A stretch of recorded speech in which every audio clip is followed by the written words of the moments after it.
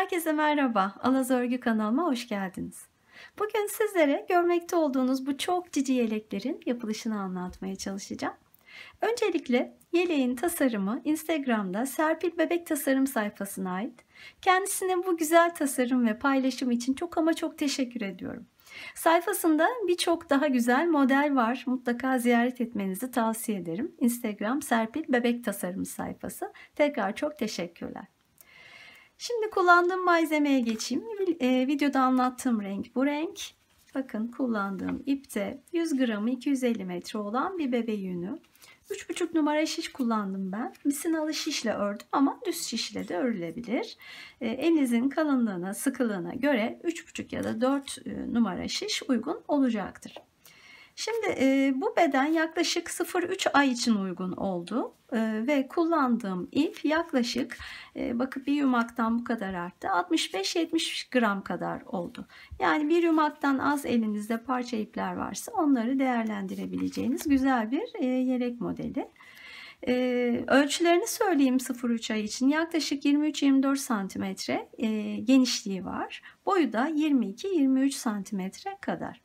Video içerisinde biraz daha büyük, yani 6-9 ay ya da 9-12 ay 1 yaşa kadar çocuklar için ilmek sayıları tahminen ne kadar artmalı o tavsiyelerimi paylaştım. Umarım yardımcı olur.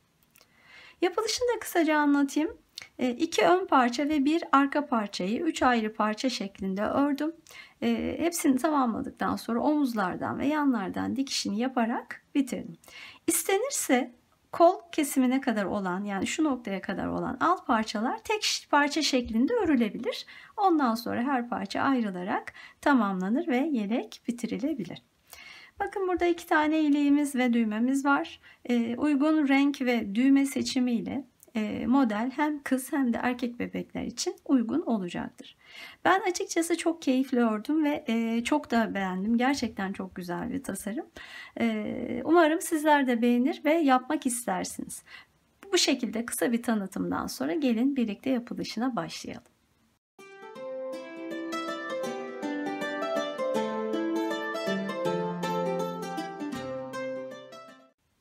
Evet, yeleği örmeye başlayalım. Kullanacağım ip, bakın 100 gramı 250 metre olan bebe yünü, 3,5 numara şişle öreceğim ben. Siz de dilediğiniz benzer kalınlıkta bir ip ve uygun şiş numarasını kullanabilirsiniz. Örmeye sağ önden başlayacağım. Bakın başlangıçta 4 sıra haroşamız var. O kısmı öreceğiz önce. Önler için ilmek sayımız 34 ilmek olacak. İpimden bir miktar ayırıp ilmek alarak başlıyorum. 34 ilmek alacağım.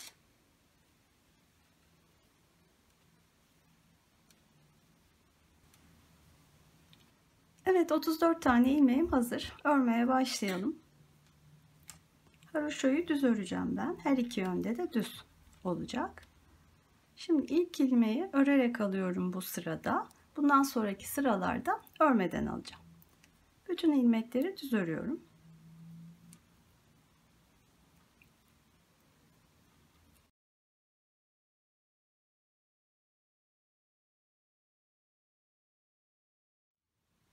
Evet, sıra sonuna geldim. Bakın son ilmeği de düz örerek aldım.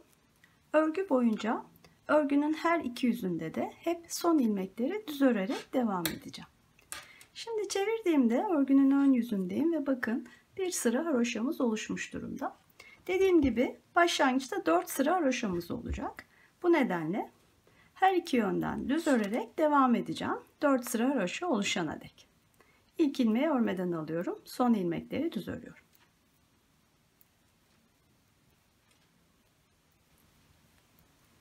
Evet, örmeye devam ettim. 6 sıra daha ördüm. Bakın 1, 2, 3, 4 haroşa sırası oldu. Şimdi hemen bu haroşalardan sonra bakın bir sıra ajur sıramız olacak ve burada düz örgüye geçeceğiz. Kenarda da 5 ilmek haroşamız devam edecek. Şimdi bunu yapalım birlikte. Kenar ilmekleri için 5 tane ilmeği düz örüyorum. Ardından bu ajur uygulamamız için bakın şöyle yapıyorum. Bir tane düz ördükten sonra bir tane kesme yapıyorum şöyle. Önden 2 ilmeği bakın birlikte alarak bir kesme yapıyorum. Arkasından ipi bir kere doluyorum. Tekrar 2 ilmeği birlikte alıyorum. Sonra bir dolama yapıyorum. Bunu devam ettireceğiz sıranın sonuna kadar. Bir kesme, ardından bir dolama. Bu sayede hem ajurlar oluşmuş oluyor hem de ilmek sayımız değişmeyecek. Bir kesme, bir dolama. Devam edelim.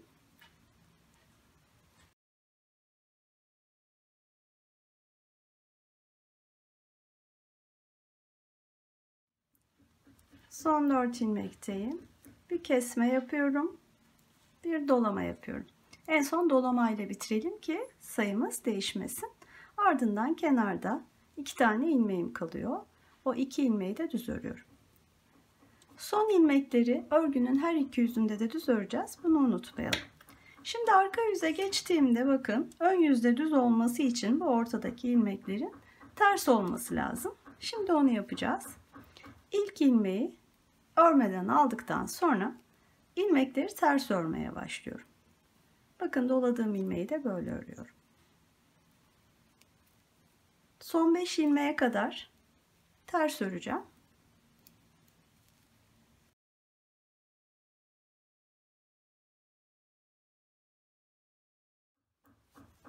Son 5 ilmeğe geldim bakın. Bu 5 tane ilmek kenarda haroşa olarak devam edeceği için her iki yönde de düz örülecekler.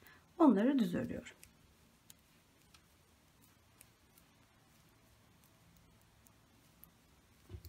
Evet. Ajur sıramızı yaptık bakın. Bir sonraki sırada daha da belirgin görünecekler.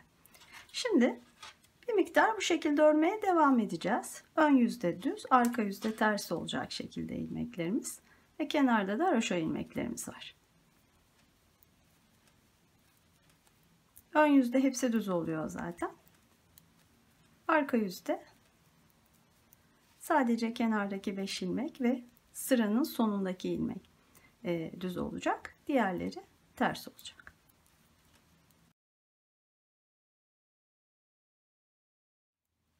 Sırayı bitirdim ön yüzü.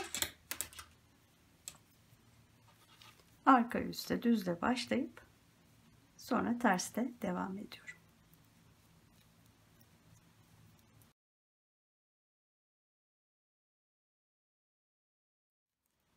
Son 5 ilmekteyim. Onları düz örüyorum.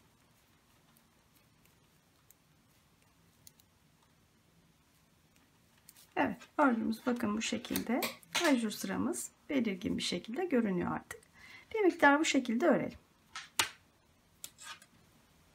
Evet, örmeye devam ettim. Şu an bakın 2, 4, 6, 8, 9 haroşa sırası oldu. Şimdi burada bu örgüde olduğu gibi düz örgü ve haroşa lastiğin yan yana olduğu durumlarda haroşa lastik genellikle biraz çektirir yukarıya doğru ve ön tarafın gergin durmasına sebep olur.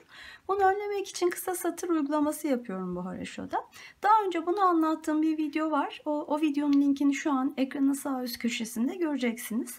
Detaylı olarak anlatımını izlemek için o linke tıklayıp o videoyu izleyebilirsiniz. Burada hızlı bir şekilde nasıl yaptığımı göstereceğim. Şimdi 9 sıra olmuşken bakın birazcık gerdirmeye başladı. Bunu düzeltmek için bu sırada yapacağım bunu. Bunun için kenardaki 5 haroşa ilmeğini örüyorum. Sonra geriye devam etmiyorum. İpi öne alıyorum. Bu soldaki ipi, ilmeği sağa alıp bu ipi etrafından dolayıp bu ilmeği tekrar geriye alıyorum ve dönüyorum. Şimdi bu sırada fazladan 2 sıra örmüş olacağım bu 5 tane ilmekte. Şimdi ip önde, arkaya alıyorum. Haroşa olacak çünkü düz öreceğim. Bu 5 ilmeği düz örüyorum. Sonra tekrar çevirip ön yüze geçiyorum.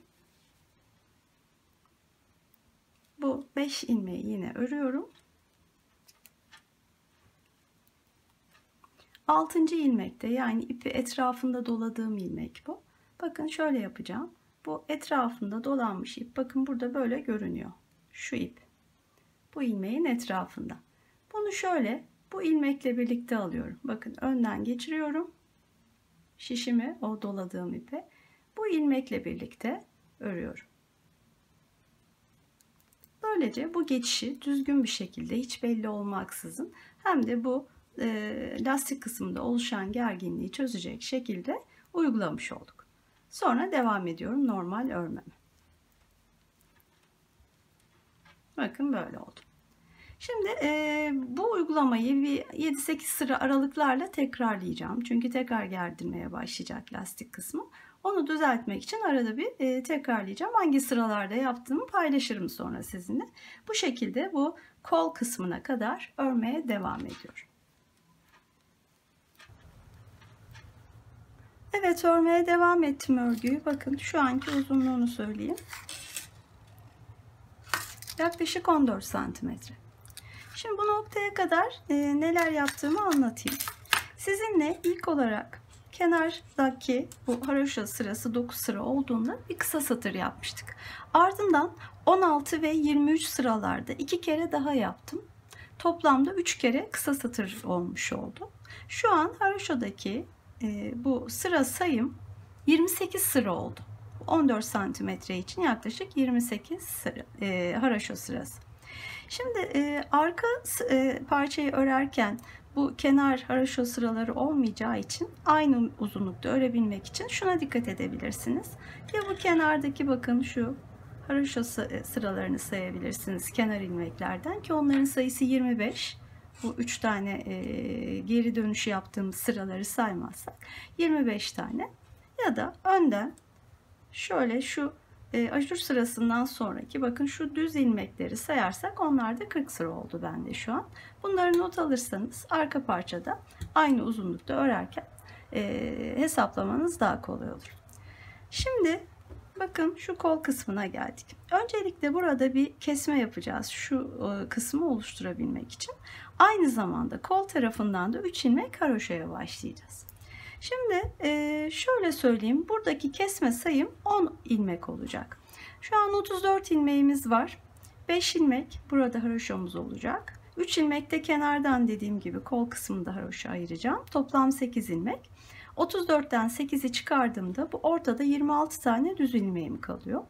Bu 26 ilmeğin 10 tanesini keseceğim şimdi bu sırada. Bunun için de 2 kere kesme yapıp sonra bir kesmeden örersem yaklaşık olacaktır. Yani eşit aralıkta olacak şekilde ayarlayabilirsiniz. Şimdi 5 tane ilmeği örerek başlıyorum.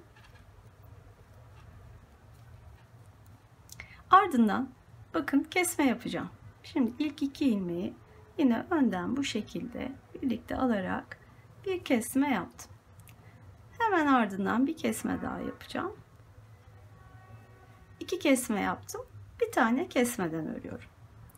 Dediğim gibi yaklaşık 10 tane kesmeyi bu şekilde sağlayabiliriz. Tekrar 2 kesme. 1 bir tane daha 2 ardından bir tane kesmeden devam ediyorum. Şu ana kadar 4 kesmemiz oldu. Bir kestim. Bir tane daha 6 kesme oldu. Bir tane kesmeden aldım.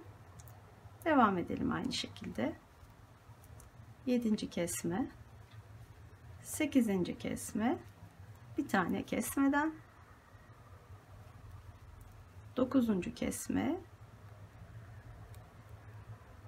10. kesme, bir tane kesmeden. Bakın kenarda 3 tane ilmek haroşa olacak. Bir tane daha kesmeden alıyorum. Şu an aradaki ilmek sayımız buradaki 5 ve buradaki 3 ilmeği ayırırsam sayıyorum. Bakın 2, 4, 6, 8, 10, 12, 14, 16 tane oldu. 26'yı da 10 tane kesmiş olduk. Kenardaki 3 ilmeği düz örerek ön yüzü tamamlıyorum. Şimdi arka yüzde bakın şu görüntüyü verebilmek için tekstil tipi lastik diyoruz bu uygulamaya. Bunun için şöyle bir çalışma yapacağız.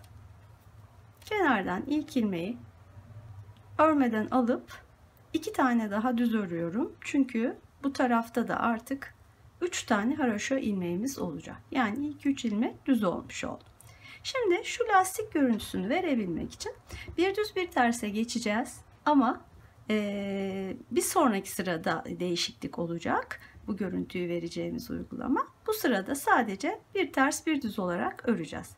İlk önce tersle başladım. Ardından düz. Bir ters, bir düz. Bir ters, bir düz. Bu şekilde devam edelim. Kenardaki 5 ilmek haroşaya dek.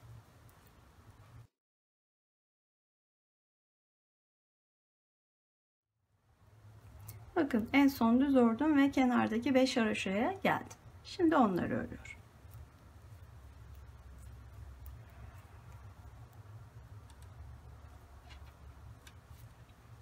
Çevirdim örgümü. Şimdi ön yüzdeyim. Bu lastik için ne yapmamız gerekiyor? Bu sırada bakalım şimdi. Önce 5 ilmeği düz örüyorum.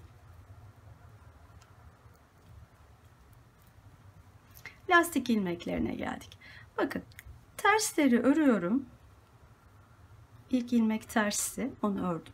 Sonra düzleri örmeden alıyorum. Sonra yine bir ters ilmek var. Örüyorum. Düzleri örmüyorum. Devam edeceğim. Ters örüyorum.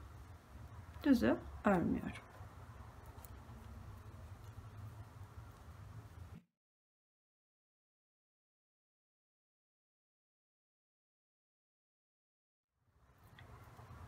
Tersi ördüm.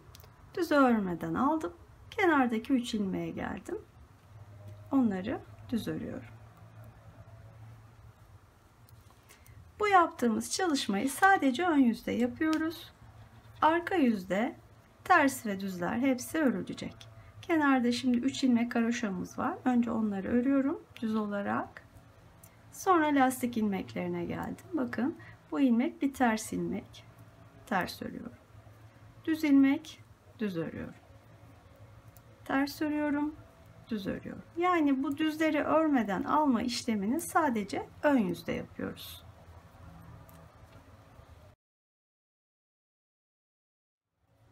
Son 5 ilmekteyim. Düz örüyorum.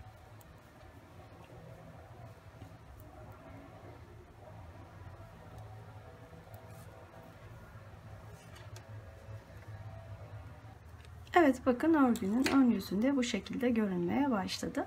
Bir kez daha yapalım aynı işlemi.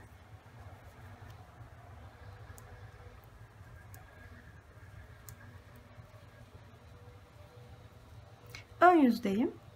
Tersleri örüyorum. Düzleri örmeden alıyorum.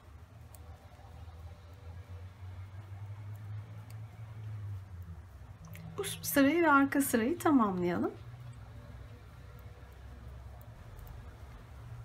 Evet o 2 sırayı ördüm. Bakın şu an örgümüz bu şekilde. Bu kenardaki haroşa lastikteki sıra sayım 31 sıra oldu. Şimdi bu sırada ilk iliği açalım. Bunun için şöyle yapıyorum. İlk ilmeği örmeden alıyorum. İkinci ilmeği örüyorum. Sonra ipi şöyle şişe doluyorum. Ardından gelen 2 ilmeği kesiyorum. Şu an 4 ilmeği oldu bu 5 ilmek haroşanın. 5.'sini de örüyorum. Bakın böyle ortada bir iliğimiz olmuş oldu lastikte. Şimdi devam edelim. Normal bu tekstil tip lastiğimizi öreceğiz yine. Tersleri örüyorum. Düzleri örmeden. Tersi örüyorum. Düzü örmeden. Bu şekilde devam edelim. Ön sırayı bitirdim. Arka sırada ters ve düzleri örerek devam ediyorum. Son 5 ilmeğe geldim. Onlar düz. Bakın ilik için dolama yaptığımız ilmeği bu şekilde örüyorum. Ve arka sırayı da tamamlıyorum. Evet şöyle iliğimiz oluştu.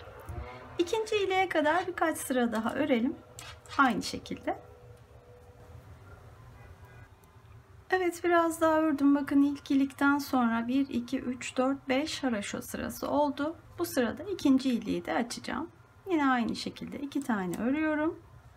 Bir dolama ardından bir kesme yapıyorum.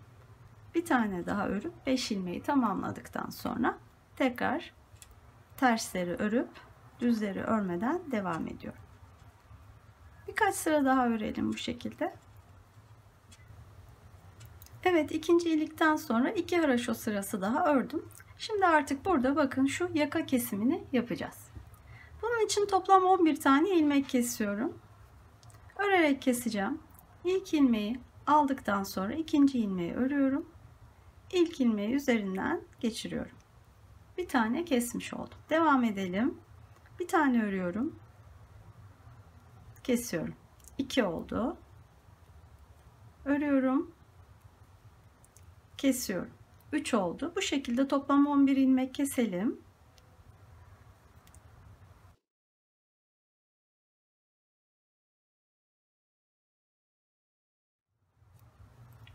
Şöyle bir sayalım. 2, 4, 6, 8, 10, 12. Bir de bu ilmek 13. 24 ilmeğimiz vardı. 11 taneyi kestim. 13 tane ilmek kaldı. Şimdi bu noktadan sonra bu kenarda bakın haraşo sayımız 3'e düşecek. 3 bu tarafta, 3 bu tarafta. Ortada da 7 ilmek bu tekstil tipi lastiğimiz olacak. Bu haraşonun ilk ilmeği, ikinci ve üçüncüyü düz örerek alıyorum. Ardından tekstil lastiğine devam edeceğim. Bunun için düz var önümde. Onu örmeden aldım. Ters ördüm.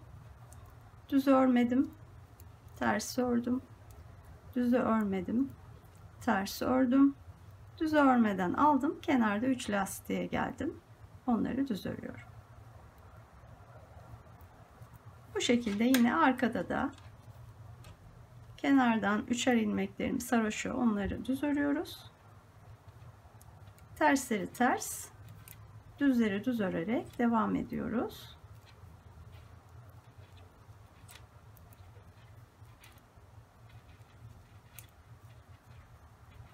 Son 3 ilmekte hepsini düz örüyorum. Bakın bu şekilde biraz daha örmeye devam edeceğiz bu omuz kısmını. Bu arada bu kesme yaptığımız noktanın dilerseniz uzunluğunu paylaşayım. Yaklaşık şöyle tutarsam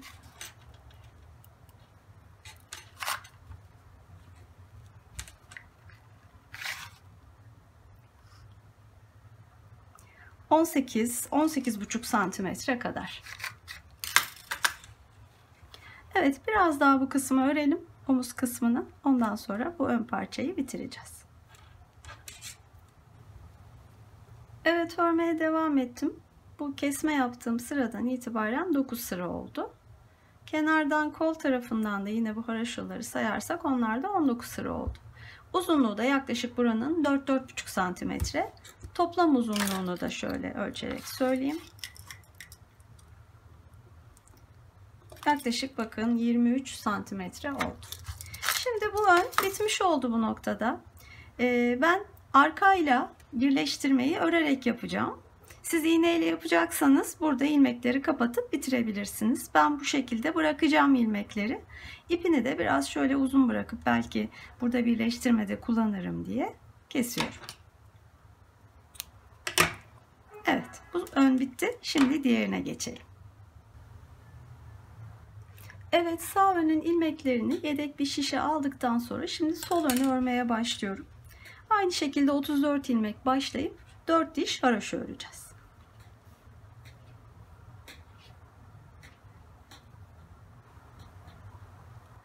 Evet, sol ön için 34 ilmek başlayıp 4 haraşo sırası ördüm. Şimdi bu ajur sırasını yapalım. Ön yüzdeyim. Bunun için kenardan bir ilmeği örmeden aldıktan sonra bir tane düz ilmek örüyorum. Ardından bir dolama, bir kesme yapıyorum. Bir dolama, bir kesme. Bir dolama, bir kesme. Bu şekilde devam edelim. Son 5 ilmeğe kadar. Devam ediyorum. Bir dolama, bir kesme yapıyorum. Kenarda 6 ilmek kaldı. Bir düz daha örüp sonra o 5 ilmeği örüyorum. Ön sırayı tamamladık. Arka sırada ters örgüye başlayacağız yine. Kenardaki 5 ilmeğimiz haroşa olacağı için artık haroşamız bu tarafta. 5 ilmeği düz örüyorum. Ardından diğer ilmekleri ters örüyorum. Doladığım ilmekler bu şekilde. Son ilmeğe kadar hepsi ters.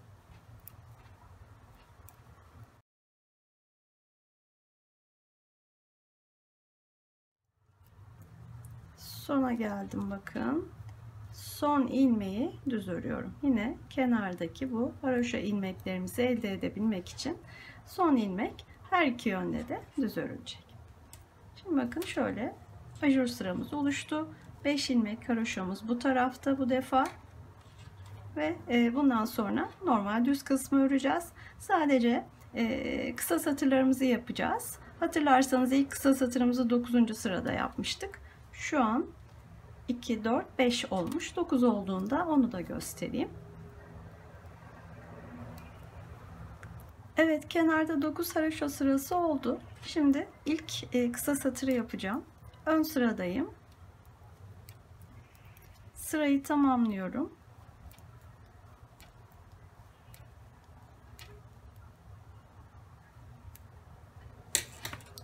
Arka yüze dönüp ilk 5 ilmeği örüyorum yine düz. Sonra 6. ilmekte aynı şeyi yapacağım. İpi öne alıyorum. 6. ilmeği soldan sağa geçirip ipi etrafında doluyorum ve tekrar geriye alıyorum. Sonra geriye dönüyorum. Devamına gitmeden bu 5 ilmeği bir kez daha öreceğim. Bir defa ipi yine arkaya alıp bakın bu 5 ilmeği örüyorum.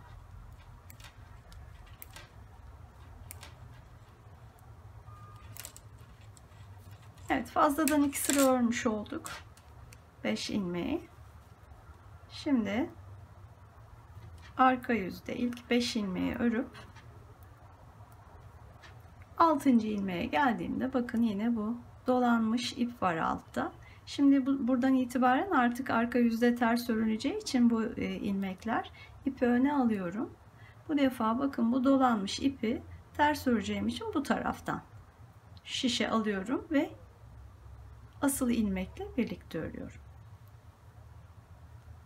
Sonra ters örerek devam ediyorum. Sırayı tamamlayıp son ilmeği düz örüyorum. Böylece bakın ilk kısa satırı yapmış olduk. Hatırlarsanız diğer ön parçamızda 9. sıradan sonra 16 ve 23'te de 2 kez daha yapmıştık. Aynı şekilde burada da onları yapacağım. Toplam 28 ilmeğe ulaştığımda yine bu kesme sıralarını birlikte öreceğiz. Evet, örmeye devam ettim. Lastik kısmında 3 kere kısa satır yaparak toplam 28 sıra olana dek ördüm. Diğer önde de aynı şekilde örmüştük hatırlarsanız. Şimdi bu kesme kısmına geldik. Aynı uygulamayı burada da yapalım. Şimdi bu kesme sırası ile beraber kol tarafında 3 ilmek haroşaya başlamıştık hatırlarsanız. Ön tarafta da 5 ilmek haroşamız devam edecek. Yani buradaki 5 ilmek ve buradaki 3 ilmek haroşa olacak. Arada kalan 26 ilmeğin 10 tanesini keseceğiz. 16 ilmeğe düşecek. Şimdi bu 3 taneyi önce örüyorum. Ardından bir tane örüyorum. Sonra 2 tane kesiyorum. 1 2. Bu şekilde devam edelim. Bir örüyorum.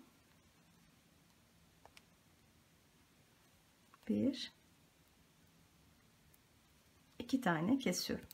Bu şekilde denk olacaktır 10 kesmemiz.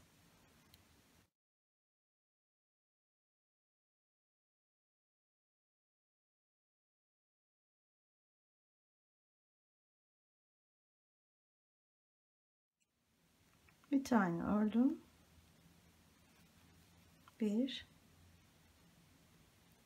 2 tane kestim. Bir tane ördüm. 5 ilmek kaldı. Hemen şu 3 ilmeği ayırıp sayalım doğru mu diye. 2, 4, 6, 8, 10, 12, 14, 16 tane ilmek. Tamam. Şimdi kenar ilmeklerini örüp sırayı bitirelim. Arka sırada bu lastik uygulamasını başlatacağız. Yani bir düz bir ters öreceğim bu sırada. Önce kenardan 5 ilmeğimizi örüyorum.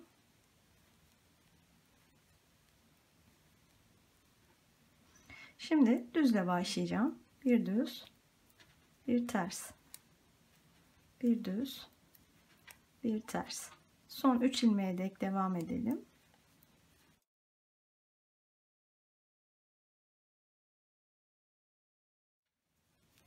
Son 3 ilmekteyim. Onlar düz olacak. Şimdi ön yüze geçtiğimizde yine düzleri örmeden almaya başlayacağız. Kenardan 3 ilmeği örüyorum. Sonra bakıyorum sıradaki bir ilmek, bir düz ilmek. O nedenle onu örmeden alıyorum. Sonra ters örüyorum. Düz örmeden ters örüyorum. Bu şekilde devam edeceğiz. Ön yüzde yapıyoruz bu işlemi sadece. Şu kısmı örelim. Şimdi bu diğer parçada ilik açmıştık. Bu parçada düğmeler olacak. Yani herhangi bir şey yok. Şu kısmı örelim bu kesme noktasına kadar. Orada tekrar görüşelim. Evet, diğer önle aynı uzunluğa gelene dek ördüm. Şu an bakın şu kol tarafındaki haroşa sıraları 10 sıra oldu. Ön yüzü de ördüm sıranın sonuna kadar. Şimdi bu ön kısımda kesme yapacağımız için o kesmeler arka sıradan olacak. Arka sırayı çeviriyorum ve toplamda 11 tane ilmek kesiyorum. Burada direkt kesme yöntemiyle bakın şöyle 2 tane ilmeği ve ters olarak keseceğim ki ön yüzden düz gözüksün. Şöyle 2 tane ilmeği birlikte keserek başlıyorum. Sonra oluşan ilmeği şişe takıp bir sonraki ilmekle yine birlikte kesiyorum. 2 oldu. Toplam 11 tane keselim.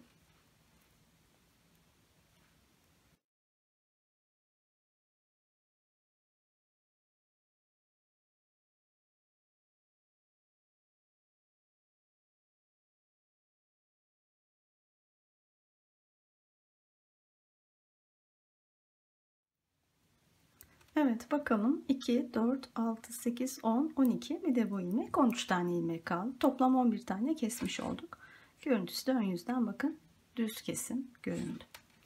Şimdi şu kısmı öreceğiz. Yani kenarlarda bakın üçer haroşaya düşecek her iki tarafta. Ortada lastik kısmı devam edecek. Arka yüzde olduğum için düz ters bütün ilmekleri örüyorum.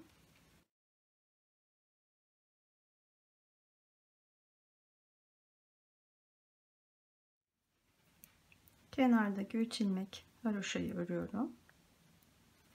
Burası bakın kol tarafıydı. Şimdi yaka tarafına da 3 ilmek haroşa yapacağım. Dolayısıyla 3 tane ilmek hem ön hem arkada düz olacak. 3 taneyi ördüm. Sonra düzleri örmeden tersleri örerek devam ediyorum. Ardından son 3 ilmekte hepsini düz örüyorum. Arka sırada da 3 ilmek düz. Sonra diğer ilmekler tersler ters, düzler düz şeklinde. Evet bu kısmı da örelim. Burada ördüğümüz uzunluk kadar. Sonra bu parçayı da bitirelim. Evet sol ön parçayı da diğeriyle aynı uzunluğa gelene dek ördüm. Şu kol tarafından oluşan haraşoları sayarsak 19 haraşo sırası oldu. İpi kestim ve ilmekleri başka bir şişe alarak bu parçayı da beklemeye aldım. Şimdi arkasından tek parçamız kaldı, arka parça. Onu başladım. İlmek sayısı 62 ilmek. 62 ilmek alıp 4 sıra 4 haraşo sırası ördüm. Diğerlerinin olduğu gibi. Bu kısımda hep ilk ilmekleri örmeden aldım. Son ilmekleri düz ördüm. Hep bundan sonra da bu şekilde devam edeceğiz ki kenar ilmeklerimiz dikişi kolay olsun. Şimdi bu sırada yine ajur sıramız var. Onu yapalım beraber. Kenar ilmeğini örmeden aldım. Bir tane ilmek ördüm. Şimdi ajura başlıyorum. Bir kere doluyorum. Ardından bir tane kesme yapıyorum. Bir dolama, bir kesme. Bir dolama, bir kesme. Bu şekilde sıra sonuna kadar devam edelim. Sıra sonundayım. Son 4 ilmek. Bir dolama yapıyorum. Arkasından kesme ile bitiriyorum. Başlangıçta dolamayla başlamıştık. Kesme ile bitirdik ki ilmek sayımız değişmesin. Son 2 ilmeği de örüyorum. Bakın son ilmekler hem ön yüzde hem arka yüzde hep düz olacak. Bunu unutmayalım. Arka yüze geçiyoruz. İlk ilmeği örmeden, ardından arka yüzde ilmeklerimiz ters olacak. O nedenle ters örerek devam ediyorum. Bütün ilmekler son ilmeğe kadar hepsi ters.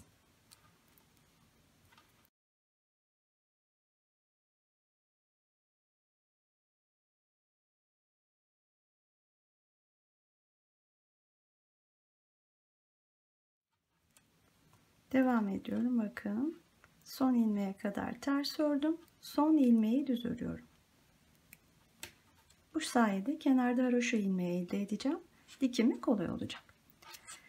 Evet, ajur sırasında tamamladık. Bundan sonra düz örgüye devam edeceğiz. Önde düz, arkada ters öreceğiz.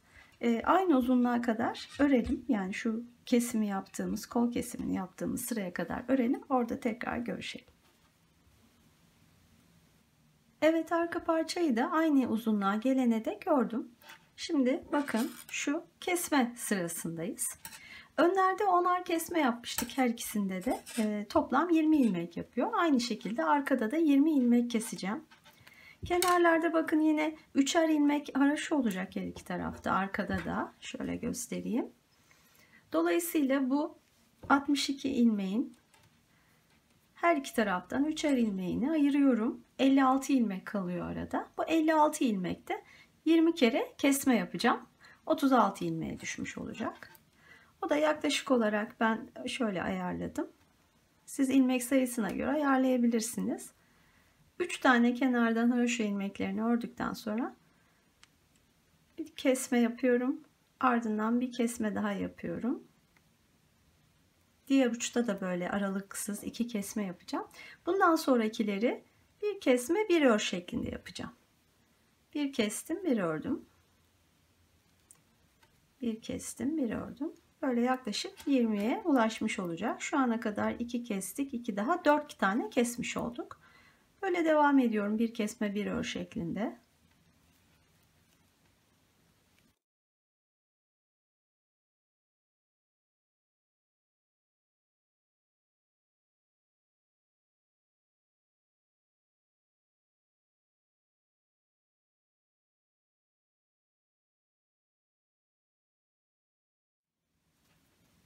...17 kesme oldu. 18 oldu. Şimdi bakıyorum şu 3 taneyi ayırdıktan sonra 2 kere daha keseceğim. Yine aralıksız 20'ye ulaşmış olacağım. 19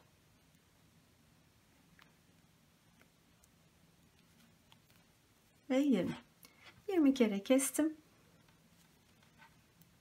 Kenardaki 3 ilmeği de ördüm. Şu an 62 ilmeğimiz 42 ilmeğe düşmüş oldu. Arka sıraya geçtiğimizde yine lastik uygulamasına başlayacağız. Kenarlardan 3'er ilmeğimiz haroşa yani düz. Sonra bir tersle başlıyorum. Bir ters, bir düz. Bir ters, bir düz. Ters, düz. Son 3 ilmeğe kadar devam edelim.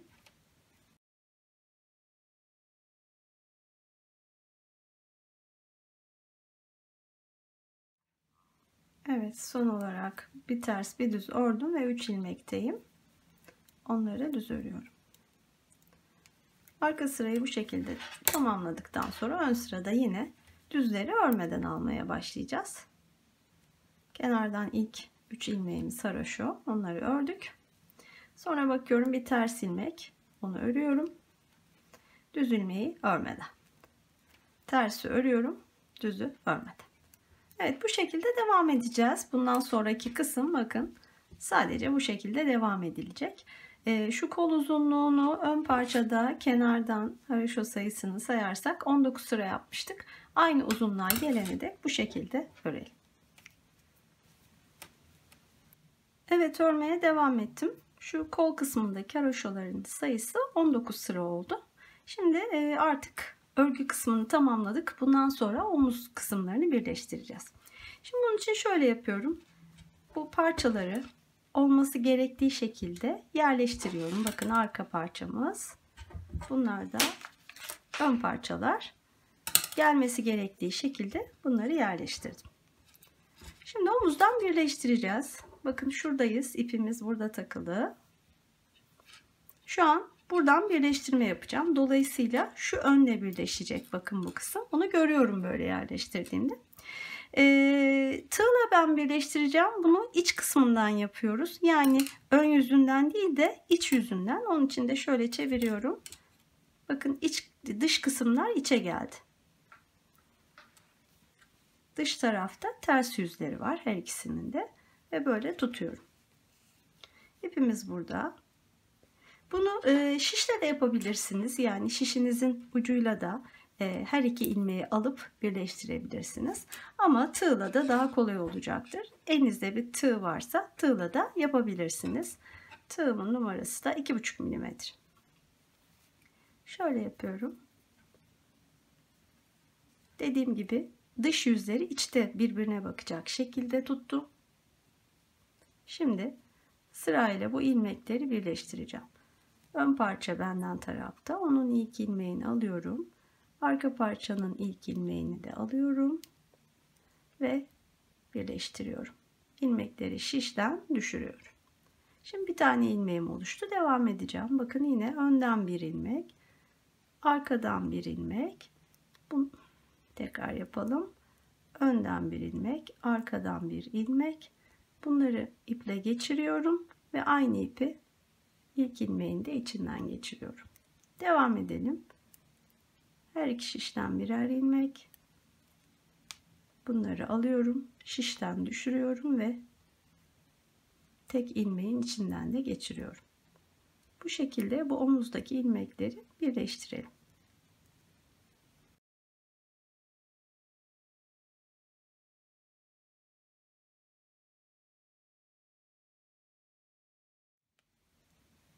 Son ilmeklerdeyim.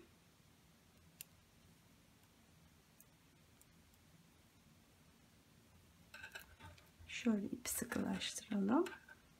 Onları da birleştirdim. Evet. Şöyle çevireyim bakın. Güzel bir birleştirme oldu. Temiz ve muntazam görünen bir omuz çizgimiz oluştu. Şimdi şöyle bir ilmeği buraya alayım.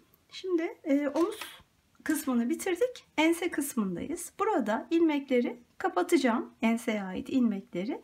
Ta ki diğer omuza ait 13 ilmeğe gelene kadar. Onu da şöyle tekrar bu ilmeği şişime alayım. Örerek kesme tekniğiyle yapacağım. İlk ilmek şişti. Bakıyorum sıradaki ilmek bir ters ilmek. Onu ters örüyorum. İlk ilmekle kesiyorum. Devam edelim. Bir tane kestik. Düz ilmeği düz ördüm. İlk ilmekle kestim. Devam ediyorum. Tersi ters örüyorum. Bir önceki ilmekle kapatıyorum. Bu şekilde son 13 ilmeğe kadar ilmekleri keselim.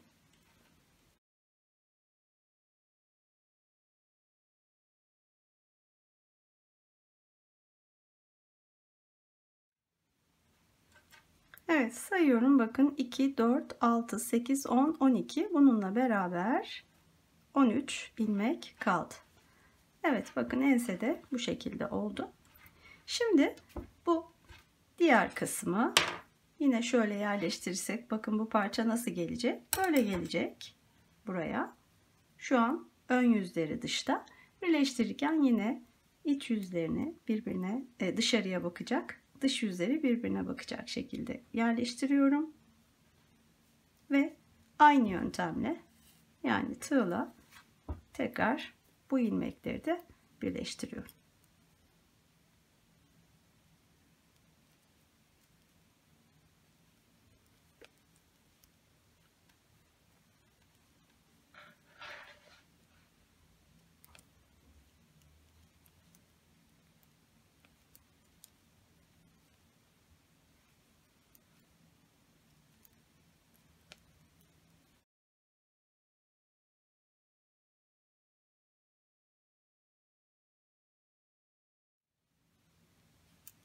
Evet, yine son ilmekler. Onları da aldım ve buraya bir tane de zincir yapıyorum. Birleştirmeyi de tamamlamış oldum. Şöyle bakalım. Bakın boğumuz da oluştu. Şöyle bakarsak her iki tarafı da omuzlarını birleştirdik. Geriye yan dikişlerimiz kaldı. Şimdi onları da yapalım. Bu ipi burada artık kesebilirim.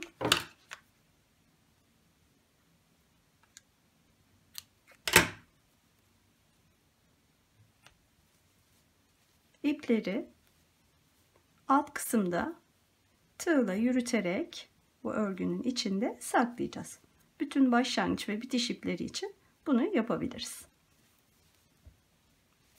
Evet, şimdi yan dikişlere geçelim. Evet, yeleğin yan dikişini yapalım. Bakın ben bir tarafını diktim. Böyle görünüyor. Gayet güzel ve temiz. Düğmelerini de diktim. Şimdi şu diğer tarafı birlikte dikelim. Burada başlangıç ipi vardı. Ben ona iğneyi taktım. Eğer ilk başta ipiniz artmadıysa yeni bir parça iple de dikebilirsiniz. Şimdi şöyle kenarda bakın haroşa dişlerimiz var her iki tarafta. Onlardan dikeceğiz. Önce buradan şöyle karşı tarafın en köşe noktasına bir geçiş yapalım.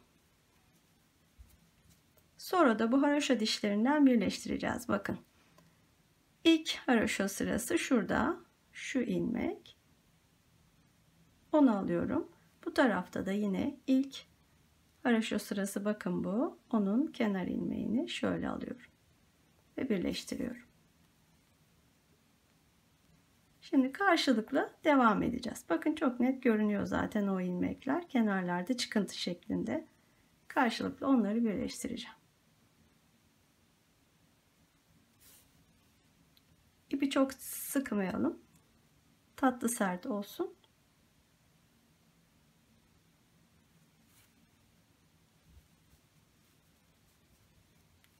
Düz kısımlarda da yine kenar haroşa ilmekleri yaptığımız için bakın çok kolay bir şekilde o ilmeklerden birleştireceğiz.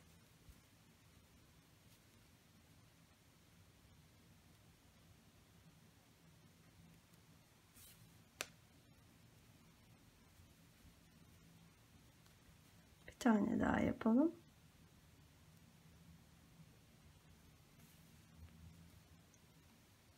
Evet, bakın bu şekilde. En son şu haroşanın başladığı noktaya kadar birleştirelim.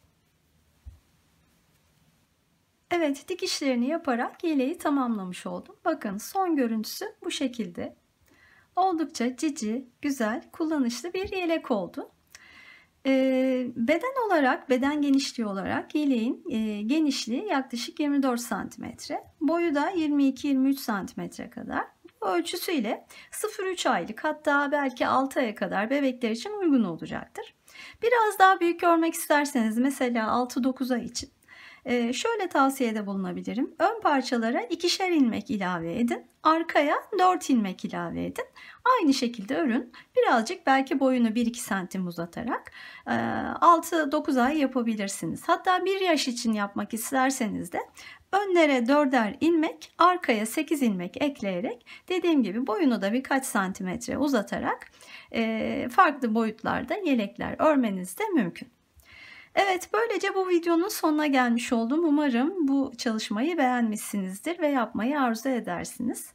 Videomu izlediğiniz için çok teşekkür ederim. Kanalımı takip etmeyi unutmayın lütfen. Beğeni ve yorumlarınızı esirgemeyin. Bir sonraki çalışmada görüşünceye dek şimdilik hoşça kalın, sevgiyle kalın.